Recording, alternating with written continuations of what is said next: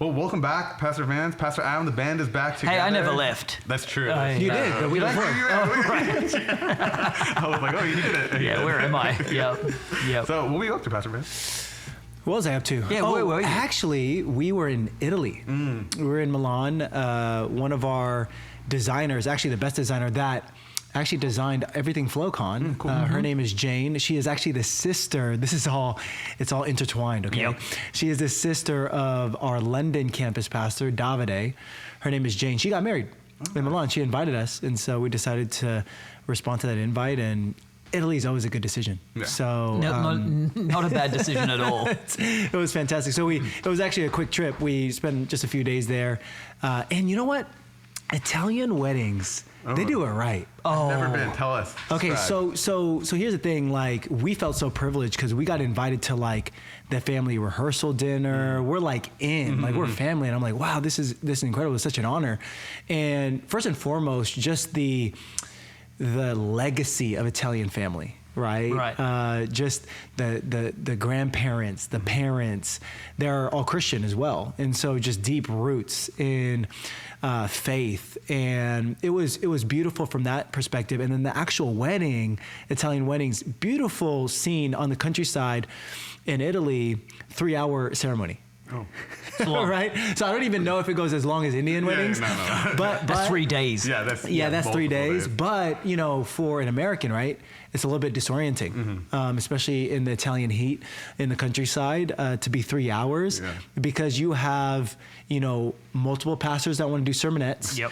You want to have like every family member say a speech in the ceremony, not even at the reception. Yep. You want to have a benediction, an exhortation, an encouragement. You want to lay hands. Everybody's laying hands. Right.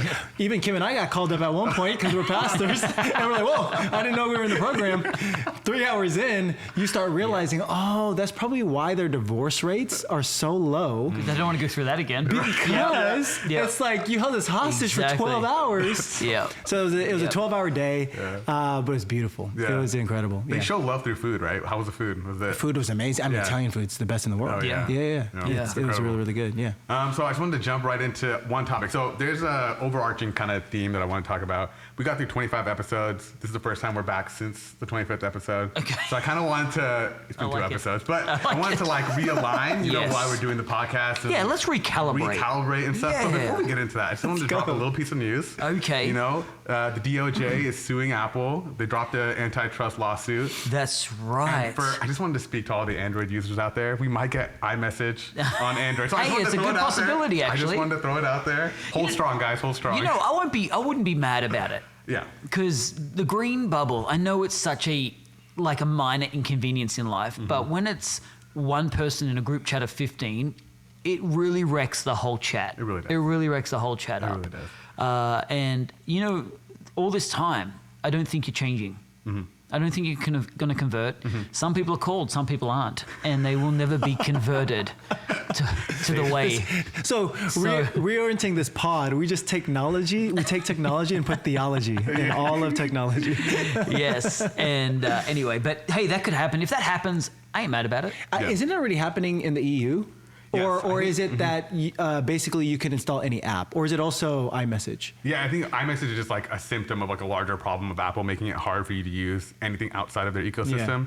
And I think the EU is the one that's really pushing it because they are the first ones to start this kind of like anti-competitive kind of nature that Apple has with like the rest of the ecosystem. So is that anti-competitive? Like, I feel like it's the opposite of anti-competitive. It's weird. Right. At what point, let me just ask this, like at what point, so Apple develops what we would call the best-in-class product. Oh, yeah. And it's charged at a premium. I mean, to get the iPhone, you're paying probably 4 to 5 times as much as an Android in some cases. For sure. But that's not like there is no other option. If you're not willing to pay that, you can go and buy an Android. Is this become non-competitive, like whatever the push is? It's just a question. I'm not even advocating for Apple's position or what, but at what point does the government come in and say, oh, you can't be too popular, or you can't make too much money? I think that's the question, right? I think the question is what should be the government's involvement in this scenario? So if we just talk about business, I do think that the government should have some involvement if there are things like collusion, right? So if there are, let's say Apple and Microsoft are the top two companies creating phone devices, for example. That's probably not the top two, but let's just say, for example, or even like a better example, Apple and Google.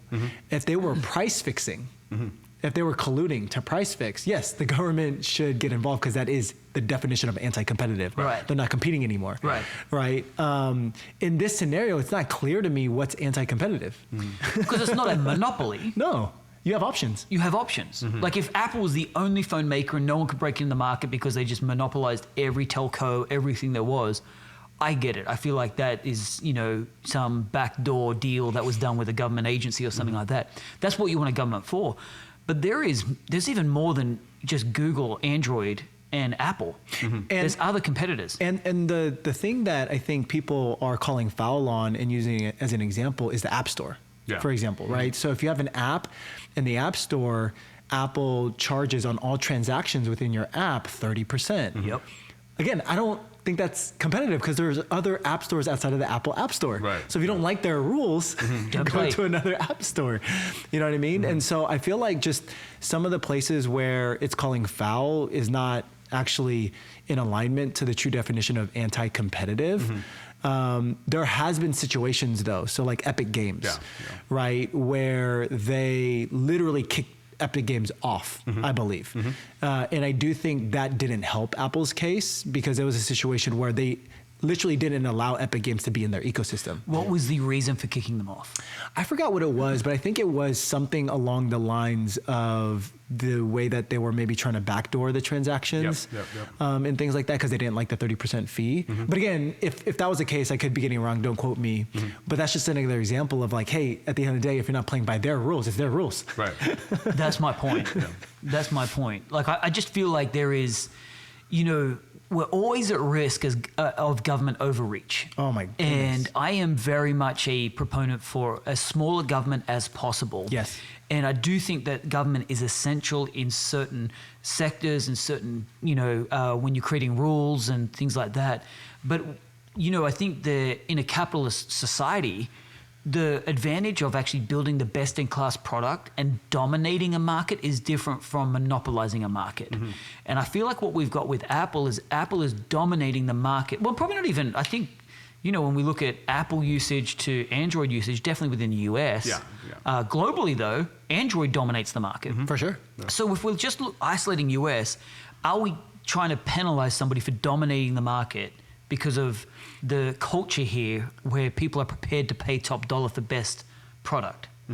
It's true. Yeah, and I think the argument for Apple is that they've always built hardware and software together and it's compatible.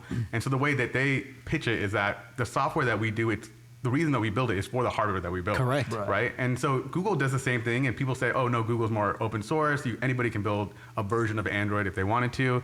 But Google also has certain rules within that as well. So either if you follow their rules, you'll get all the latest updates. If you don't, when you fork their projects, you'll get broken if any changes come if you don't follow by the rules. Right. Like, it's kind of like you're saying, if you're going to play in this space, it's your decision if you want to, play by the rules or not. So so it's interesting. It's interesting to see. I just hope that it does because iMessage is all I ask for, just to kind of end this narrative of one way or the other. Do you think iMessage would be enough for the government to go, okay, cool?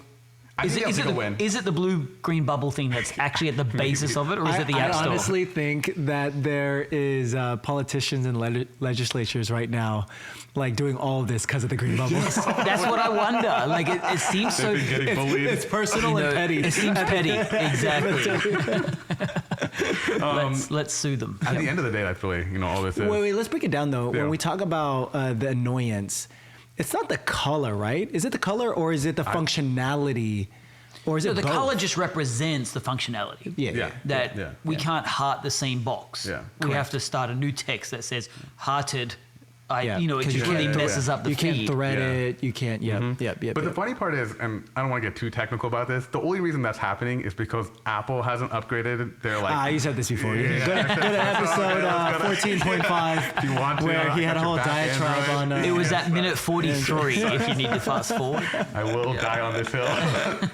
But I do want to talk about one other thing. There was recently on Twitter, if you were scrolling through, you probably were felt like there were so many videos of this new AI platform called arcads.ai.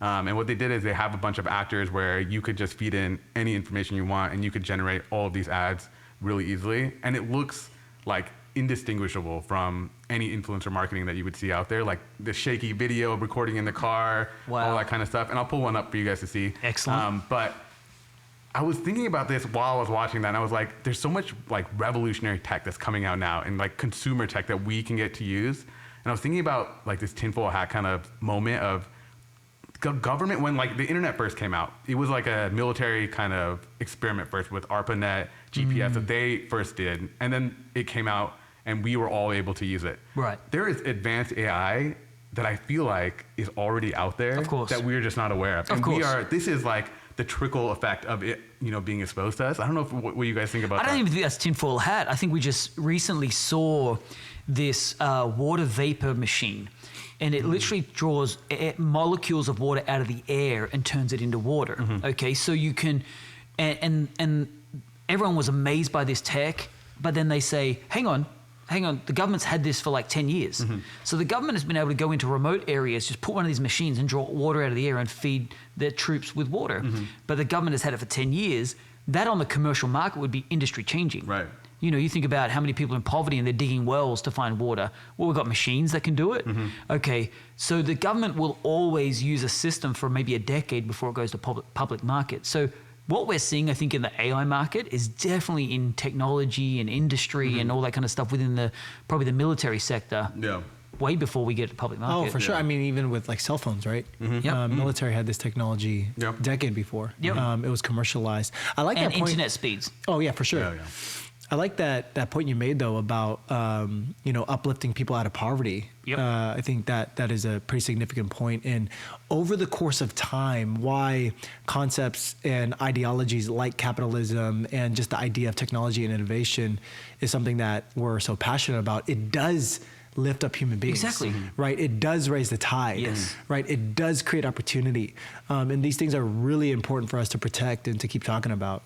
So what is this? So this is ArcAds. So if you were to watch this, and I could put the audio on pretty low, but like it sounds just like the way that the camera works, very shaky. It looks like somebody's recording in their car. You can't really tell all the like. Hang on, wait. So you're telling me this is an AI generated video? So video. Like that's not a person. That's based on a real person. Okay. So they have actors in store. That's why they're able to get it such high fidelity. But what she's saying is prompted? It's all prompted. Wow. So like if I wanted to create marketing ads for like Overflow or Vive, you could hire. Oh, like so if I wanted to do a bunch of reels talking about Overflow, different cuts. It would be the same person. It would be me. It would be based on me? No, it would be based on their actors. I think that's how they get it to God. Okay, so they've trained on a preset that's why amount their of actors. Quality is so high. Gotcha. Okay, that makes sense. And so it's a cool idea of how to do it. So you basically have all these actors, but you can just generate content absolutely like quickly without people being able to realize that it's. I mean, unfortunately, the actors have a limited lifespan, right? Because if you're selling the same product over the same actors, like, hang on, this guy's just pushing people's products, right? But there's a whole market right now for AI influencers. They're creating their own following. Stop it. That makes sense. Stop it, really? Because it's kind of like because they can be perfect looking beings. Ryan Reynolds, there might be a limit, but he can promote 20 brands, 25 brands. Exactly. So why not create an AI influencer? Now it just does your bidding forever. You don't have to worry about anything else, right? Sure. So if they get to a level of fame, then it actually makes it more valuable to have that AI bot promoting your product. Can it do campus passers? No. I mean, honestly, though. Why not? Sermons redone, different locations. Yeah. I mean, we have holograms coming out too. Languages. The dubbing right now is unreal. Like, I would love to have. We should start using that. Yeah, we should. Yeah. Whenever we do a Global Sunday. Let's do it. Whenever we try do a Global Sunday. And then we can do a report back on the pod, on the Hype Pod. Well, even just the watch parties in Frankfurt. Why don't we just try it? Yeah. Absolutely. Because they can do it in real time, right? Or maybe slightly delay. Arun, how many languages do you speak? With AI? Infinite. Anything with AI, guys. All right, so before we do, so this is what I wanted to talk about. I just wanted to get into that. I was just thinking about some stuff. Thank you. So I wanted to realign on some of the vision for the podcast. I know in our podcast descriptions, we don't really do I love that we're not doing this in a planning meeting. We're just going to do this live on the pod. Is this a Q1 review publicly? Yeah, I think so. Are you reviewing us right now? I think so. I'm ready to be reviewed. You know, I think people will be surprised to know that we've never had a planning meeting. This is the only time I have with you guys. It would be very sad if they weren't surprised. They're listening going, we ain't surprised at all, guys. You ain't fooling us. We knew. You ain't fooling us. It's very obvious. I love it. I'm sorry. So good. Hopefully they're surprised. But, so we always, the one through line, intersection, faith, technology, innovation. That's like the one through line. The one thing that we've thrown around a lot is kingdom builders. And we're looking for kingdom builders. I don't think we've ever really defined what that is. Is it the products that you're building? Is it how you're building?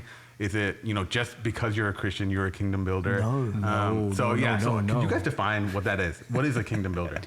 Yeah, Vance, you want to start? Yeah, I mean, this is actually a really great topic because part of the impetus of even this podcast and the wider network that we're building here with Hype is to be a broader net to those that are actually not yet kingdom builders, right? Because kingdom builders is a very specific thing. But we know that a lot of times people are just on a journey. And that journey for the sphere of influence that God has blessed us with is typically in the realm of company building, entrepreneurship, innovation. Even if you're at a big company, there's an entrepreneurial spirit. You're an intrapreneur within these companies. And so a lot of things that we talk about in this podcast and through our network and through our events are really centered to equip and empower that person, typically in tech, but not even in tech, that has a spirit of entrepreneurship on their life, that's trying to better their life, that's trying to better their life through career advancement, through entrepreneurial ideas that can be monetized so that they can provide for their family.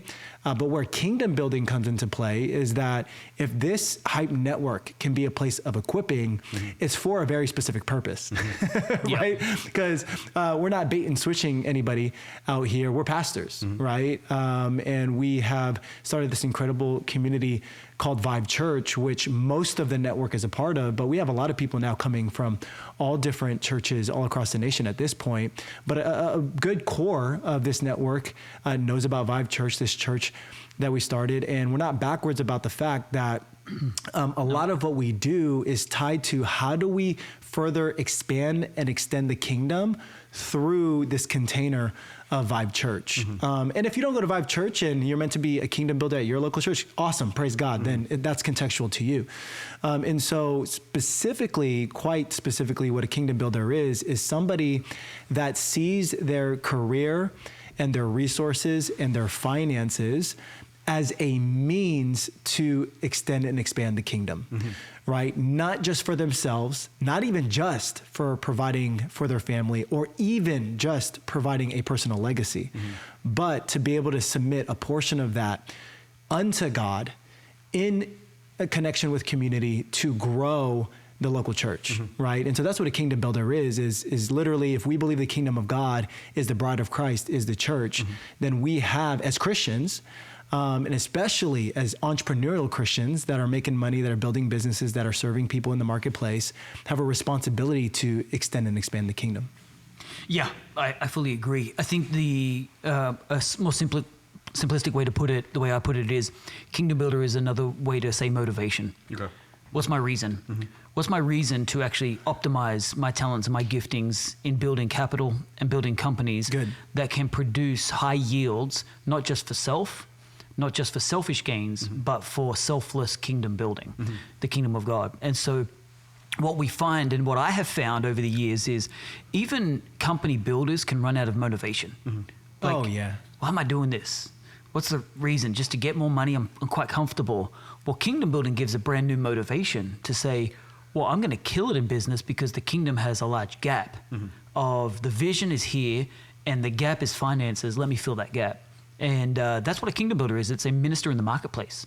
It's somebody who's using their business, even if their business isn't necessarily kingdom focused. Yeah, this is what I want to touch on. Yeah. Right. So they may be building a product, say it's Uber or some product that's not kingdom focused, but the kingdom yield is from the profitability of that company, because those yields actually flow into the kingdom to advance the kingdom purpose. So good. So then while the product might not be kingdom focused directly, do you guys feel like as a kingdom builder, there's certain values that you need to impart onto your business, or is it still just about the yield that comes back to the church?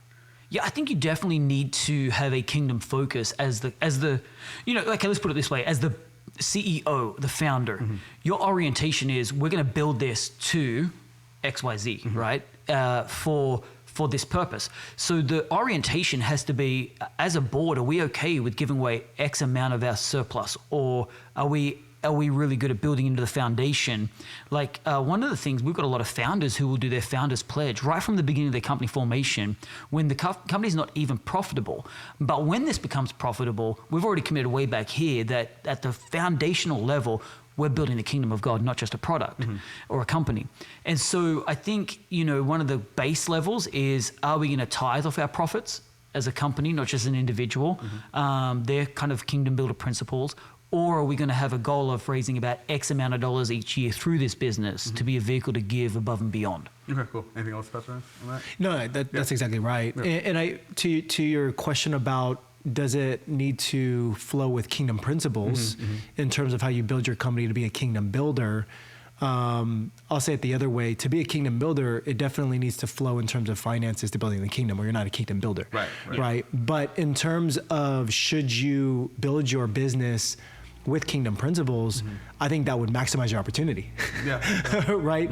If we believe that the Bible is a blueprint and has undefeated principles that have stood the test of time, if you're looking to build something enduring, if you're looking to build something sustainable and not just flash in the pan, it would behoove you'd be smart to build with kingdom principles. One other thing I would say in there is kingdom builder might be the inspiration for someone who's like motivation. It was also guardrails to be I'm either a kingdom builder or I'm an empire builder. And sometimes you can be an empire builder because you're building your empire, but you become very selfish and it becomes greed. And I think having an orientation towards the kingdom really takes you out of building your own empire, and I'm building a bigger kingdom. No, I love that. So, somebody said this recently to me. I thought it was pretty cool language. He's like, are you driven or are you led?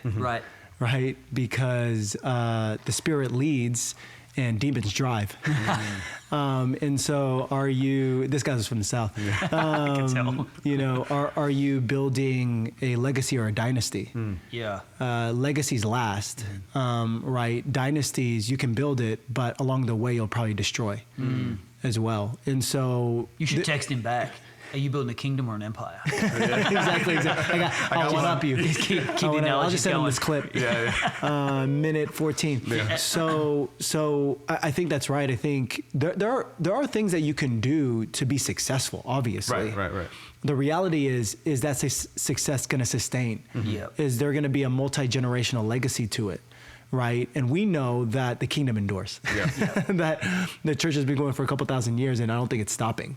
Actually, quite literally, it will continue until Jesus comes back. So, no, I love that. And so what I want to do also on this pod is to see if, like you said, how do we bring more kingdom builders to this space, right? We have a lot of builders maybe, or people that might not be builders, but how do we bring them, with that purpose, like you guys are saying, that like kind of defines it. And so there was this idea. So I listened to, a bunch of like startup founders, millionaires, kind of how they think. I like to, they're quote unquote millionaires. They're quote unquote millionaires, you never know, right? So, you never know. You really never know. So there's this idea from Paul Graham. He's the co-founder of Y Combinator. And so he posited like, you shouldn't try to be a visionary. And so let me just read off what he was saying. So he kind of compared with like Bill Gates and Mark Zuckerberg, where they started with something very small, and then they tried to solve that, and then from that grew into something bigger. Whereas I feel like as visionaries, they just stumbled upon it. Yeah. No, but I mean, like Mark Zuckerberg just stumbled upon the right. Facebook. Okay. Right, but you try and solve these like niche problems or these smaller problems instead of trying to tackle this much larger problem. Right. And then maybe that larger picture becomes almost impossible. Like you'll hear like, oh, it's like tackling like a hill versus like climbing a mountain or something like that. Sure. And so like, but it's kind of counter to how I've seen you guys, build with vision, like grand vision. So just kind of curious what your thoughts on that is. Yeah, look, I am completely opposed to that. I believe in vision, but I don't believe vision gives you clarity to what you're building. I think vision creates ambiguity to what you're building. So what vision does is it creates problems or it creates gaps, okay? And what it does, though, is it allows gap fillers to come in. Not everybody is a visionary. I think you can cast a vision, but most people try and cast vision to get clarity about their life. They put a vision board, this is what I'm going to be. That's not really vision. That's just a roadmap. Vision actually creates an impossible task for you to do on your own, or it creates a gap. So every time we cast a vision to the church, I'm creating this huge gap of finances, wondering where's that going to come from? Huge gap of skill, who that's going to be. And that's what it does. It creates an ambiguity that has started to create a necessity for me to find the right people to fill those gaps and the right things. So I think, and the hill versus the mountain, you need different gear. You don't use ropes and picks and spiky shoes or whatever you use to climb a mountain, climb a hill. You just walk up, right? And so it's a less friction mode for sure, but to prepare for a mountain requires a different preparation process. I don't think they're in the same category. Well, first and foremost, you can't convince me that Mark Zuckerberg and Bill Gates are not visionaries, okay? Right. So they very much are. They're in the category of Elon Musk. They're in the category of these great business builders. But do you think, just to interrupt, do you think they knew how big their companies were going to get when they started? I have no idea. Okay. I don't know them. If I were to have a take, I would say that based on what I see from afar with somebody like a Mark Zuckerberg and a Bill Gates and what they put out into the world, they seem like people that are very intentional about thinking about the future. Yeah. But I think to that point, maybe not when he was in college, Mark Zuckerberg. Yeah. I think at that point, maybe it was just to find girls, right? That was his vision. He did have a vision. Right. But I think now the way that he's building is with vision. Oh, 100%. Interesting. So it may not be at the conception because he was a teenager, like a college kid. And all of a sudden that got traction, which sometimes you don't have vision until you've got a little bit of traction. For sure. Yeah. Then vision kicks in. And that's what I think I'm trying to see if maybe that's what Paul was trying to talk about was when you're first starting. Like maybe you haven't had any traction at all. Well, I think Paul is talking his book, right? So what it is that he has a business model with Y Combinator of wanting to index against people that actually know how to solve problems and build businesses. But he only needs to get a certain amount right that become actually viable to have really epic returns for him.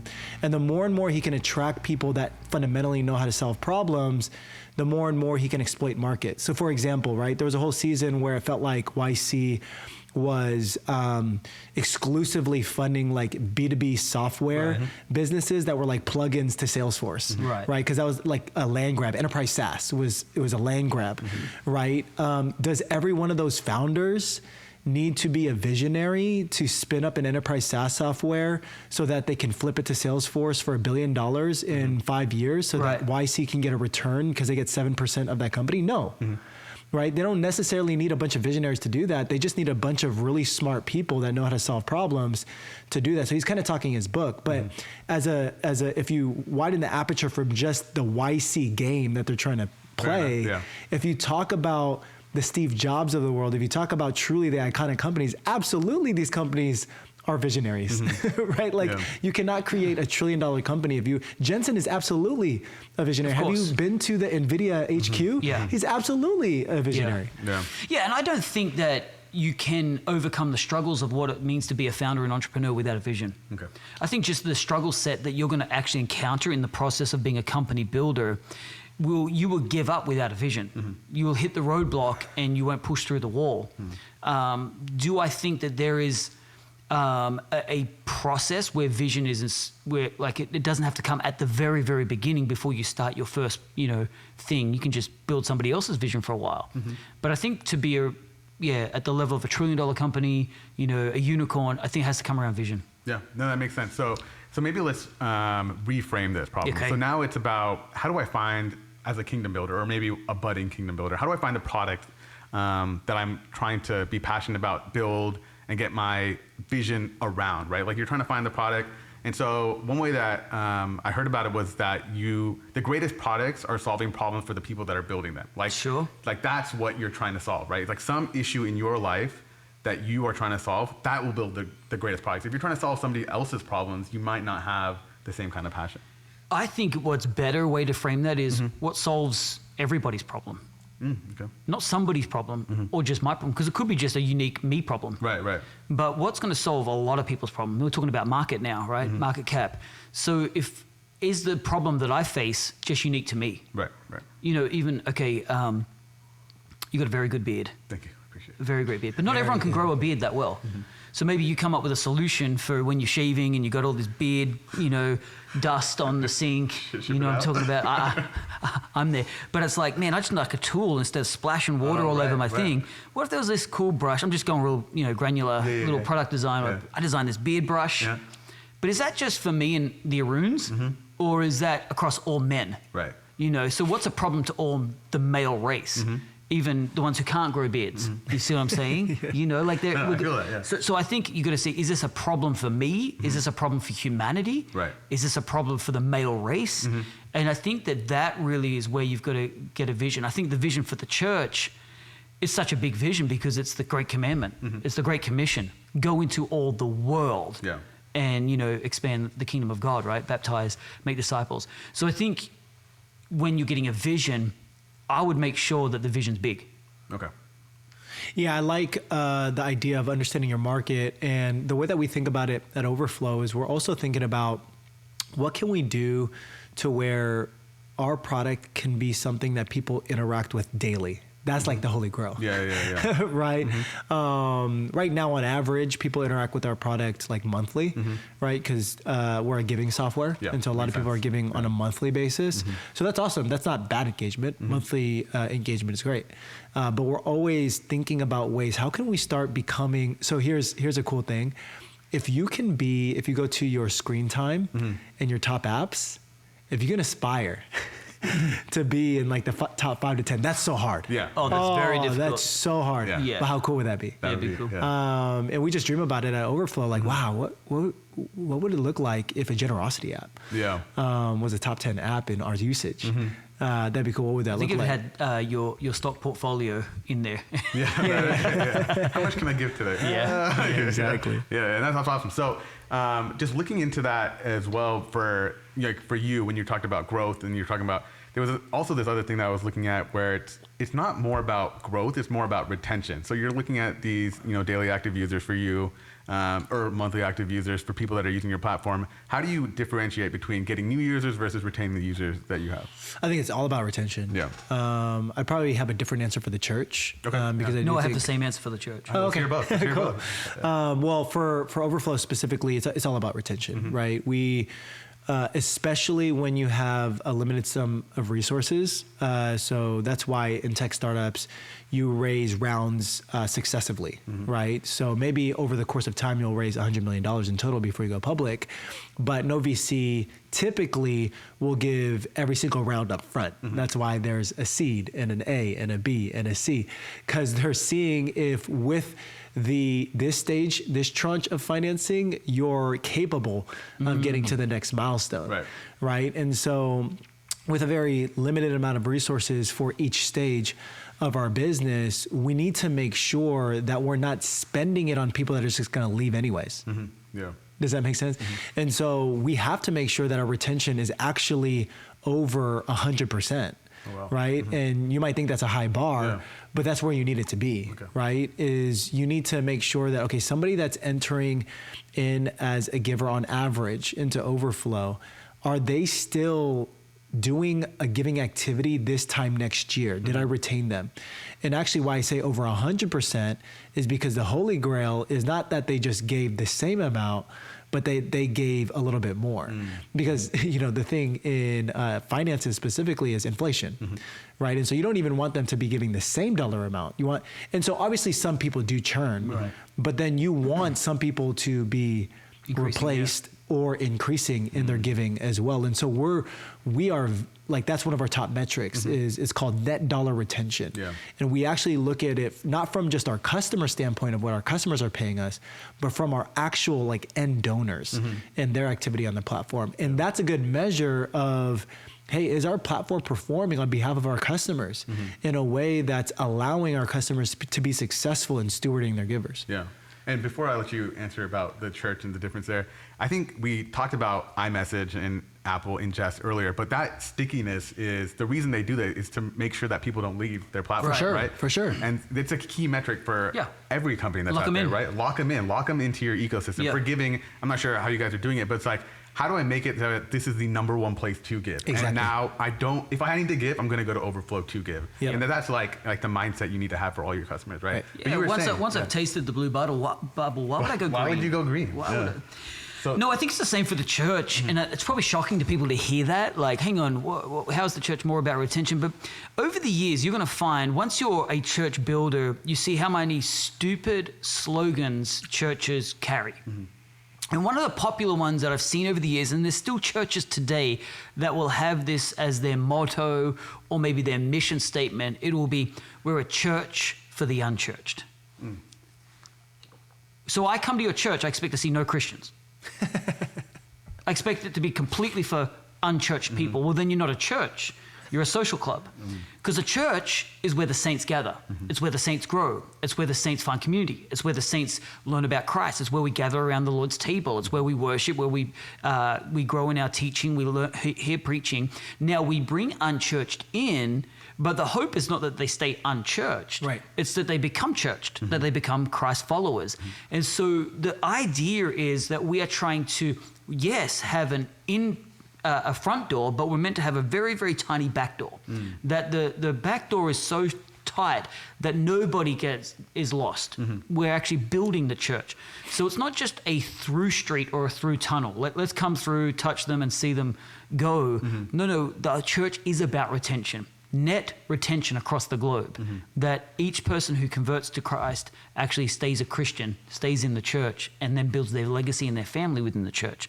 So we are a church for church people. We want to have the greatest church in the world that will have new people coming in, but ultimately we're not built for the unchurched. We actually, because if we were a church for the unchurched, we wouldn't do worship, we wouldn't do preaching, we wouldn't do we wouldn't do communion, we wouldn't do it, speak in tongues, we wouldn't pray for people, we would do a concert. We would maybe put a little film on or something like that. What do unchurched people like doing? What's your perspective on evangelism? How do you think about that for Vive? I think evangelism is a key, it's not even a key role. I think it's a key metric for everybody. I think everyone's an evangelist. There you go. So there's no office of the evangelist at Vive Church. We want to empower everyone to be an inviter. Okay, so therefore, when they're invited into the atmosphere of faith, they hear a message, it's challenged within them, and then they go on the journey of becoming a faith follower themselves. Yeah, so evangelism is not an event. Exactly. Evangelism is a people. It's a people, it's an invitation. Your world is meant, you're evangelizing your world. So when you think about the church, right, there is actually a tipping point where the amount of new guests coming in has to be met with a certain percentage. It's usually like an 80-20 rule, that 80% have to have the culture or be faith-based before you lose the culture. Really, you look at this weekend, at the time of this recording, we're going into Easter weekend. And this weekend, we're going to have high visitor ratio. Well, we also want our church to all show up so that a new guest doesn't talk to a new guest. I want a new guest talking to a regular. I want someone interacting with someone who's in the church, because when a new guest talks with a new guest, they get critical. What'd you think of service day? Well, man, his accent's a bit weird, whatever. But if they talk to a regular, they're going to be like, hey, what did you love about today? Not what did you think? So that's not in a critical response. It's in a complementary response. I'm drawing out the best bits and I'm trying to integrate you into the community. So that's retention through evangelism. Yeah, this new thing that we did in this past year with instituting membership as one of the next steps, actually the final step of our next steps program. It'll be really interesting because I think it'll be probably the most accurate metric that we've had ever at Vive Church to truly measure that churn. Yeah. Right. Because if somebody went through that whole process of becoming and signing up to be a member and making that commitment, and would have to, intentionally opt out of being a member. I don't know how exactly we would do that mechanically. That'd be a good, metric to understand and also understand why, right? Can you just really quick, can you describe for the people that maybe don't go to Vive Church what it means to be a member of Vive Church? Yeah, a member of Vive Church it's actually a new thing that we implemented about a year ago because as the church has been growing across the globe, I started to realize I don't know who's in the community, who's not in the community, who's a visitor, and who's just on the fringe. And really, as a leader of the community, I need to know who is the community and who's looking to come into the community. And so there was no differential line. In the early years of the church, we categorized membership as activity. If you were a giver, attender, regular attender, then you were a guest by default, a member. But as the church grows and you can't really measure individual activity as accurately, we really felt like now we need to create a membership so that people who are saying, hey, I'm part of this church, and there's a differentiator between who's just an active goer and still on the fringe or who's a member. Now, to make a member up, there are certain characteristics of a member. You attend more than you don't, you commit to the tithe, and you commit to the vision. That you are actively engaged financially and physically in the church, showing up, turning up. And it's not like a country club membership where you pop in, once a month. The idea is that you're actively building with your presence and your gifts and your talents to the church. And so it's a membership agreement that says, hey, I want to say, yes, I'm a part of this church, and there's membership benefits. Because, you think about the size of the church when we were small, there was, maybe a handful of weddings a year and maybe, hopefully not, but maybe there was a few funerals here and there. But when the church gets to thousands of people and there's hundreds of weddings and number of funerals that can happen in a year, the demand on the staff and the team can be huge if someone just loosely is connected to the church. Well, it becomes a membership, benefit to, if you're a member at the church, well, you can get your wedding done through the church and your funeral. This is like, actually, now that we're kind of refreshing ourselves on this, it reminds me, we used to say this thing, we even used to say it at Vive, but the church world used to say it, belong before you believe, right? Actually, this new membership thing that we did in the past year is the highest level of belonging. Correct. Because it's the highest level of commitment, right? It's not just a flippant, I belong because I showed up and spectated a worship experience, right? And I felt seen in that worship experience. No, I belong because I committed to going to these courses. I committed to understanding the culture. I committed to understand what I'm going to sign up for. And I decided intentionally that I would like to sign up for that. And that's one of those heinous statements that took into the church, like church for the unchurched or belong before you believe. Well, it's very hard to belong in the church, in the body of Christ, if you don't believe in Christ. So it became a really quippy tool that empowered people who really didn't know what they were talking about to say, well, even if you don't believe, we're such an accepting community. Well, no, you're attending the community, but you don't belong in the community. It's like saying, I'm a part of a pickleball club, but I don't like pickleball. Interesting. Right. No, that's crazy. That's crazy talk.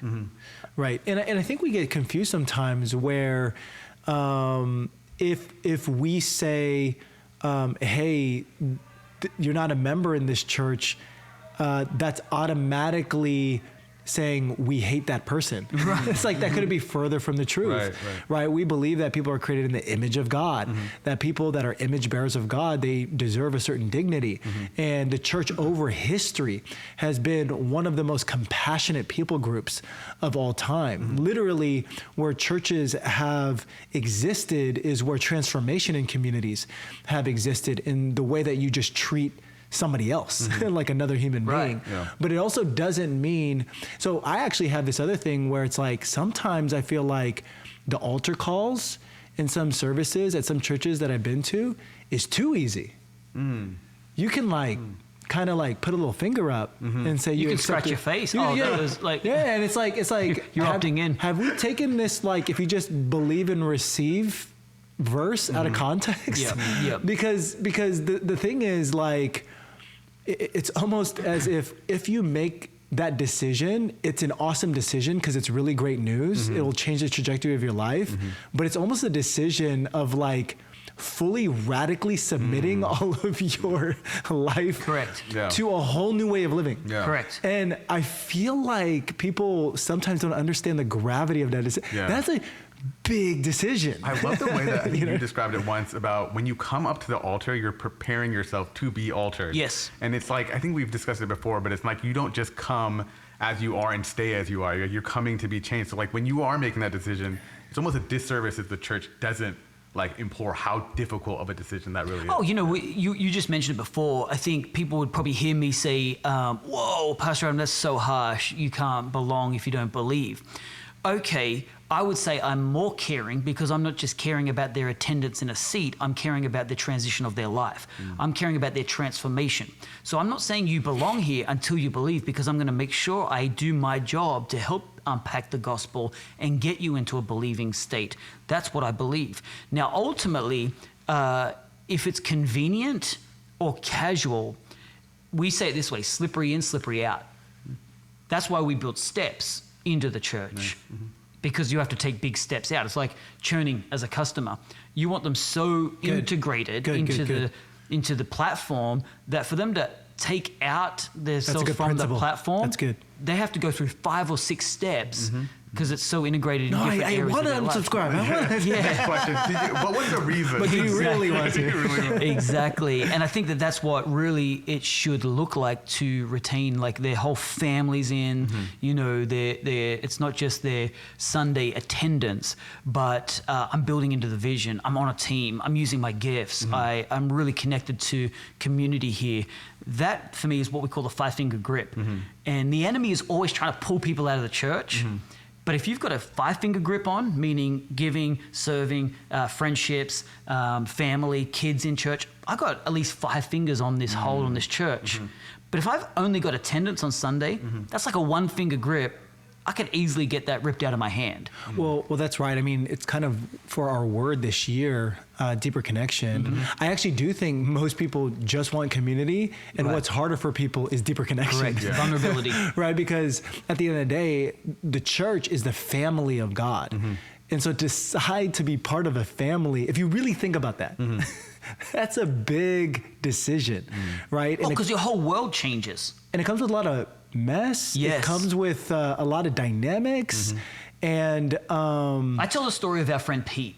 Remember when we did CrossFit? And Pete was a ex-bikie, spent a lot of time in prison, and he was at the CrossFit gym that we would go to. It was Vance, myself, Mehdi, and Adam Hahn for a while.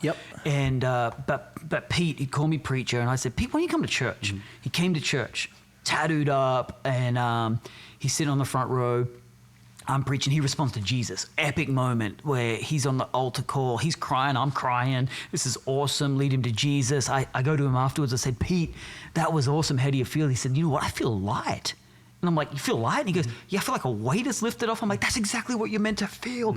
We hug each other, and then he's got to bounce. And I said, on his way out, I said, Pete, I'll see you next week. He goes, yeah, what's next week? And I said, this. And he's like, oh, this is every week. You see, it wasn't just a decision. It's about a discipleship.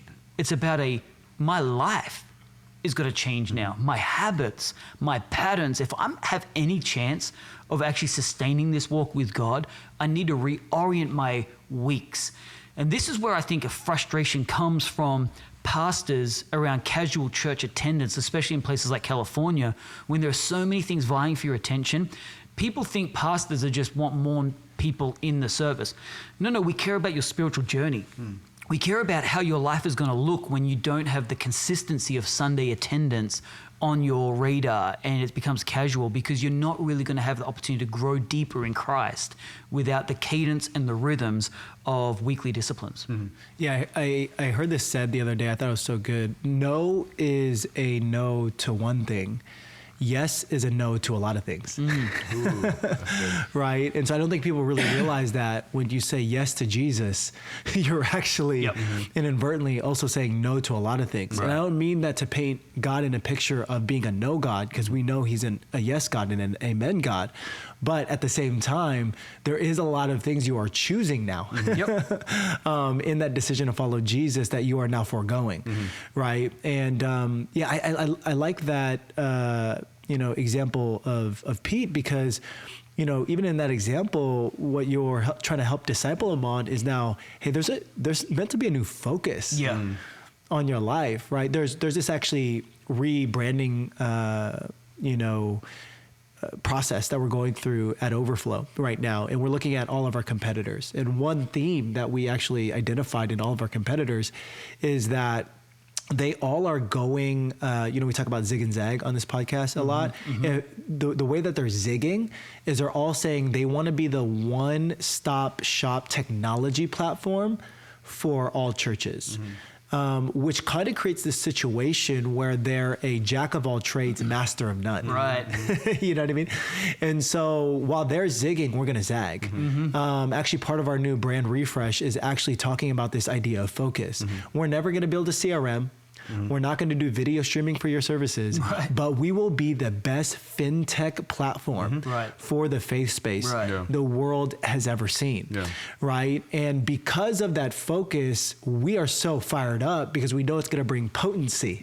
And there's going to be power. There's going to be an opportunity for us truly to be the Apple, right? The best-in-class solution for that lane. And in the same way, I do believe that there is this callback for churches, right? And I'll even say this callback for pastors to start remembering, hey, what are the best things at the world that we are as a church? What has God called me as a pastor, or maybe you're a staff member at a church? What has God called me to do primarily? It's not that you can't do more things, but it's like primarily, what are we called to do? I love what you said before, Pastor Adam, is the best thing that a church can be is a church. Exactly. And yes, it should be a hub of activity. Yes, it should be in all these different spheres. Yes, it should be an empowering place. But at the end of the day, if it's all those things, but it's not a great church, then it became a community center. Exactly.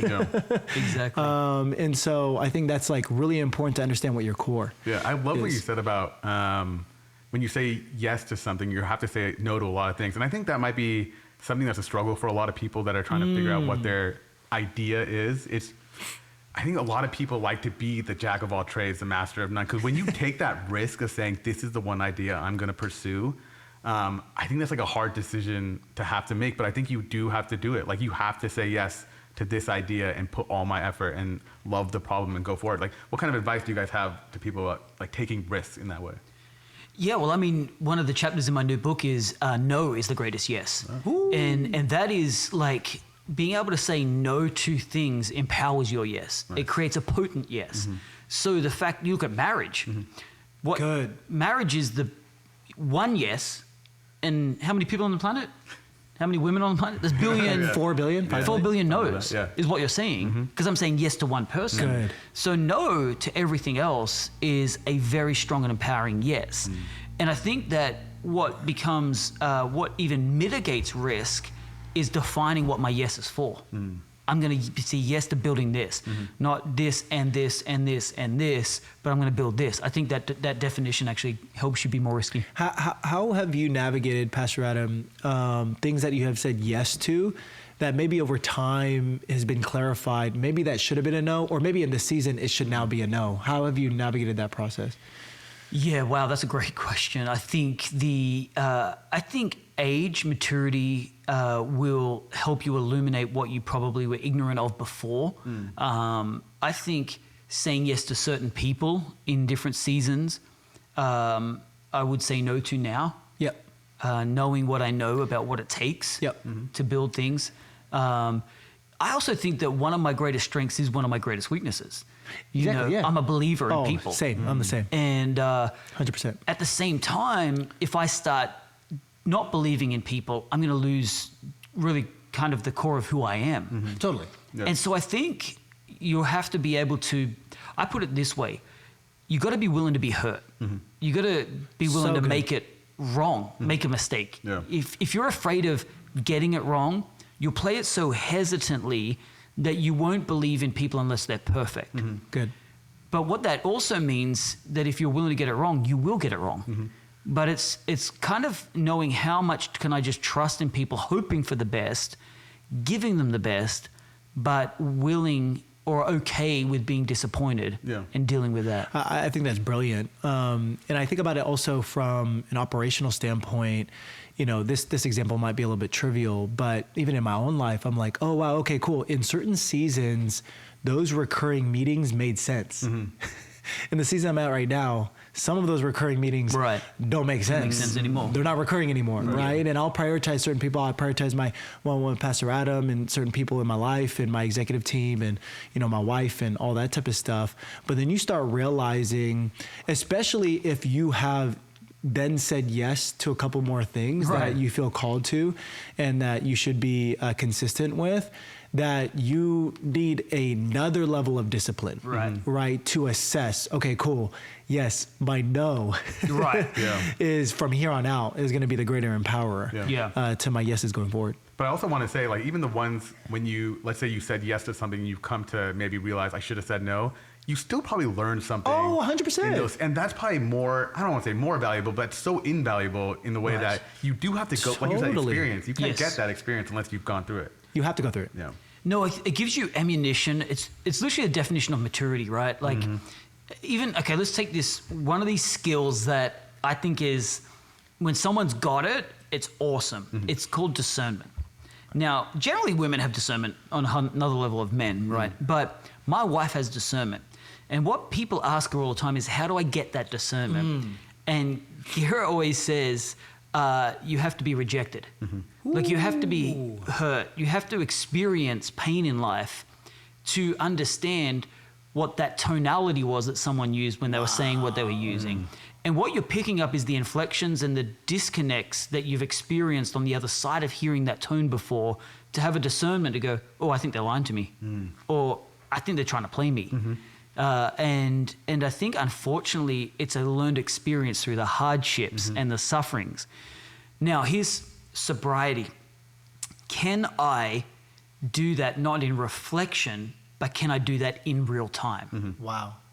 So something I'm going to be talking about this Sunday, and I can say it because it's going to be after Sunday when this airs, Easter Sunday. So this is a recap from Easter Sunday was exploding, man. We had No, but I really want to unpack how we often look back on a situation and we go, oh, I learned that, and that. But maturity is, how do I apply it in the situation? Wow. That's good. You look at Jesus as he hung on the cross. Wow. In real time, he was forgiving. Masterful. He wasn't looking back going, okay, I forgive him now. While they were killing him. Wow. In real time, he was applying the principles of forgive. Wow. Crazy. That's good. But that's maturity. That is. Now, I mean, let's scale that down to a business sense. When I'm walking through a hardship, can I be learning in that moment to go, hey, I'm suffering right now, but instead of just praying, God, get me out, can I have the sobriety to say, God, show me what I can learn in this moment? And I do believe discernment can be learned, even for guys. Okay, guys? Come on, man. It's harder, but, you know, because I don't think we're as sharp at times. But at least in business, right? Because I'm learning. I feel like I'm still young, but I'm growing and I'm learning. And I feel like when I hear people within my company or fellow entrepreneurs in the marketplace and things like that, my discernment is much more dialed in than it was 4 years ago, right? Like, I can tell with certain questions that I ask how deep of a thinker this person is, how serious they are about their idea, you know, whether or not they are going to follow through or not. And then I can pretty much tell, like, pretty quickly at this point, or even after a couple conversations of tests that I put out in front, if you're a real one. Like, if you're in, and I talk about that even with my own staff as well at Overflow, and I try to build in these characteristics because I've seen it now. I've seen a lot of examples, but to your point, Pastor Adam, and maybe what Pastor Kira teaches on so well, is that discernment does come through pain. It comes through mistakes. It comes through rejection. And so Jensen, from NVIDIA said this very jarring thing that went viral. He says, "I wish suffering on all of you." Yeah. Yes. I was like, wow, I don't know if I'd ever put it like that to stand for kids. Right. But he said it because he said, you know, I say that with all glee. Because at the end of the day, what produces greatness is character. And character can only be shaped by suffering. And I was like, wow, man, I don't know if Jensen's a believer or not, but he's preaching. And I think that is definitely an ingredient that's important. Yeah. I think I fully agree with that concept that you can't build character without suffering. I think it's that suffering, but you know, it's interesting when I think about it in the formation of a company. There is a season in a company where the company you really rely on individual character and integrity. Yeah. But then I think you have to get to accountability. Yeah. You know, so you have to have systems. So for sure. It's interesting that you want everyone to go through suffering, but I think only the company leaders actually apply that to their life. I think so. And I also think that there's a difference between suffering that will inevitably happen because forces beyond your control will always inflict that versus self-inflicted suffering. I don't know if I believe in that. Right? Like if you're suffering because of mistakes that you made based on negligence and based on things that you could have controlled, that's something that you definitely need to learn. Right. It's funny, I was talking to somebody today and talking to them about that there's a company in them that they want to be a founder of, but they want to spend the next few years before they start the company to actually broaden their understanding, learn a bit more, and make some more connections in the thing. And I originally was like, bro, just run at the brick wall. Yeah. And bust through it. But he said, what if I arm it up first and run at the brick wall? And I thought, wow, that's really cool. That's cool. Concept. Yeah. If your goal is still the brick wall, but let me get some armor on. That's cool. So that I can actually endure it. I thought, hey, that's a smart way to approach it. So you've still got the goal of busting that brick wall, but I'm just going to fortify myself a little bit more because my frame may be a little fragile at the moment. Smart. Yeah, but there was this whole I don't know if people still say fail fast. And it was kind of that I need to go just see what it's like and learn the hard way. It's kind of like the suffering. Like this is kind of like your way of saying I'm going to learn faster by going through the suffering. The other way is saying I'll do a little bit more preparation. Let me learn everybody else's suffering.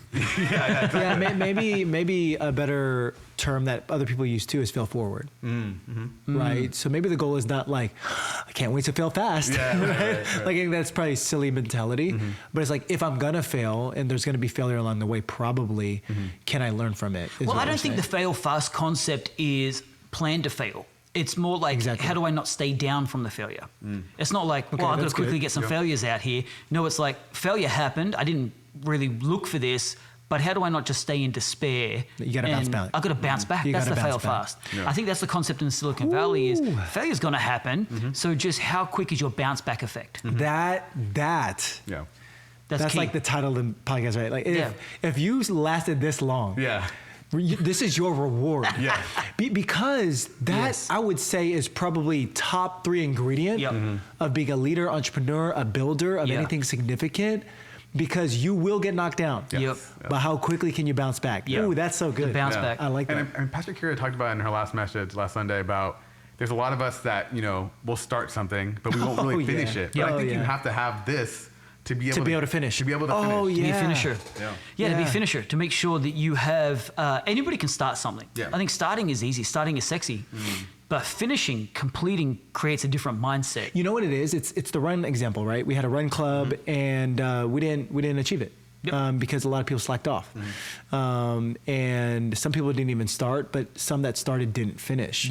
Right? This is what I've realized. It's actually shame and guilt. Is one of the things, maybe not the whole thing. But what happens is you get on a roll, you miss a couple days, and then you just throw the baby out with the bathwater. You're like, and you feel so bad, and you pile this shame, and you just let it go, right? And you don't actually do the work to bounce back and to keep going. Not even to try to make up. I mean, you made the decisions in the last 2 days to miss it, but to keep going. To try, to go again, to run again, to start a new rhythm, to start a new habit, right? Well, I think it's also cheap wins. Right. Like you get little wins and you make that, like Jesus, Palm Sunday, the triumphal entry, he could have been like, look at the praise of the people, I made it. No, but he went all the way to the cross. So he finished it. I mean, you talk with someone with a six-pack. No one says, got a six-pack, now I can eat what I want. Right. No, they know. They have a rhythm every day to keep the six-pack. And so it's the continuance that is key. That's good. Yeah. No, this is Not that I've ever had a six-pack. Yeah, I don't know. I kind of lost but I heard, Arun, you talk about when you had the six-pack back in then. my dream, yeah. I've had a dream about it once. This was a great pod, guys. Thanks for entertaining us with all this. Great wisdom as usual. But for, great beard. I appreciate that. Great That's what beard. I came for. That's Great what I came beard. for. Tune into the video podcast if you want to see the beard. Subscribe. But for everybody out there that's listening, if you do have any questions, we're all very accessible people. These are probably the two most accessible pastors. Come to Vive Church. Yes. Come have a conversation with them. They drop this wisdom for free. Yeah. But become a kingdom builder. I mean, this that. is a lot. What a great goal in life. Just to set your true north as being, I'm going to be a kingdom builder. Yeah. It's good. We're excited to see what you guys build. And cheers to the podcast, guys. Cheers. God bless. Cheers.